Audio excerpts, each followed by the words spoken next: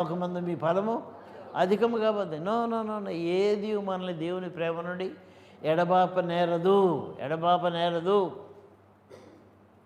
అటువంటి జీవితాన్ని దేవుడు మనకు అప్పగించాడు. చివరికి అంటున్నాడు అక్కడ, ఎందుకో పాపం ఆ బోర్డు రాశాను కానీ ఎవరు ముందు పెట్టలా, మర్చిపోయాం. బోర్డు వెనకుంది, పెట్టేస్తావా ఒకసారి చూసుకుంటారు, రాసుకునేవాళ్ళు రాసుకుంటారు. పెట్టలే పాపం, సహాయం చేసినటువంటిది. మరి అంట చివరి వచనం చదవమ్మా. ఇందును గూర్చి రాయబడింది ఏమనగా, నిన్ను బట్టి దినమెల్లా మేము వధింపబడిన వారము, వధకు సిద్ధమైన గొర్రెలమని మేము ఎంచబడిన వారము, అయినను అండర్లైన్ చేయండి, అయినను మనల్ని ప్రేమించిన వాని యందు మనము వీటన్నిటిలో అత్యధిక విజయము పొందుతూ ఉన్నాము. దేవుడు చెప్పే మాటలు ఒక్కోసారి ఎంత ఆశ్చర్యం వేస్తుందంటే, విజయం అంటే ఏంటో తెలుసు. ఎంతమందికి తెలుసండి విజయం అంటే ఏంటో? అందరికీ తెలుసా?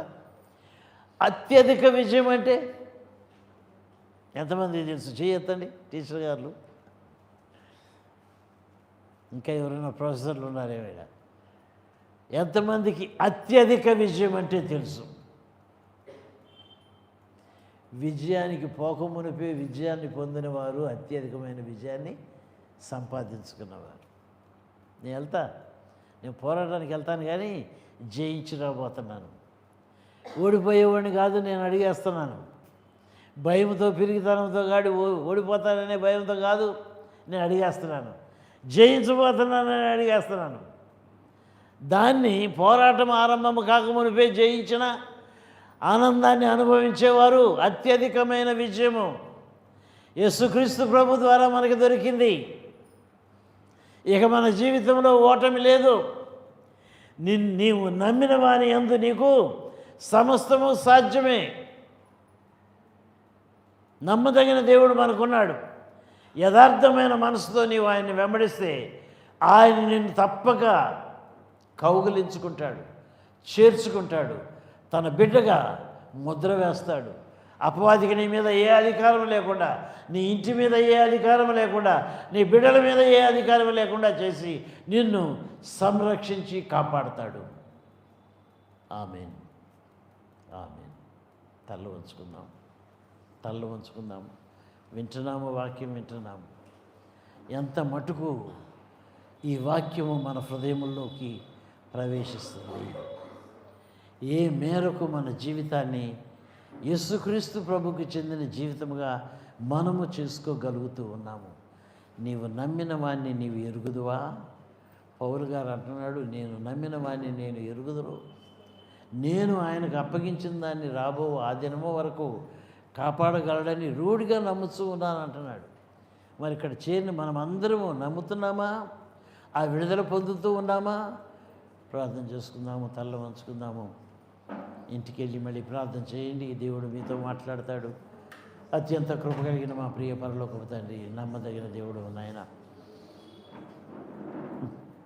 రోమపత్రిక 8వ అధ్యాయాన్ని పూర్తి చేసే భాగ్యం మాకు ఇచ్చావు. నీకు వందనములు నాయన. 3 అంశాలుగా మేము విన్నాం ప్రభా. అన్నిటిలో సూటిగా తేటగా మాతో మాట్లాడి మమ్మల్ని బలపరిచావు. నీ మాటల్లో జీవాన్ని మాకు అందించావు ప్రభా. ఓడిపోయిన స్థితి నుంచి మమ్మల్ని విడిపించి సంరక్షించావు ప్రభా. నీలో ఫలించుచు, నీ మార్గంలో అడుగులు వేస్తూ, నీ సాక్షులుగా జీవించుచు అనేక రీతులుగా నిన్ను మా తండ్రి మా జీవితంలో ఎత్తి ఘనపరిచే వారముగా మమ్మల్ని సిద్ధపరచండి ప్రభా. నిన్ను ఘనపరిచే జీవితాన్ని మేము అలవర్చుకోవాలి నాయన.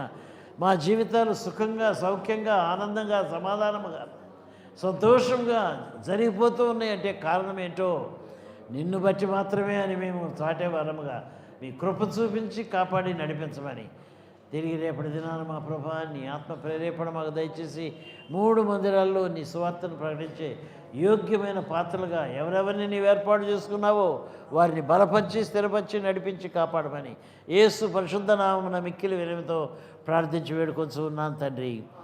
ఆమేన్. మన తండ్రి అయిన దేవుని ప్రేమ, కుమారుడైన యేసుక్రీస్తు ప్రభు యొక్క కృప, పరిశుద్ధాత్మ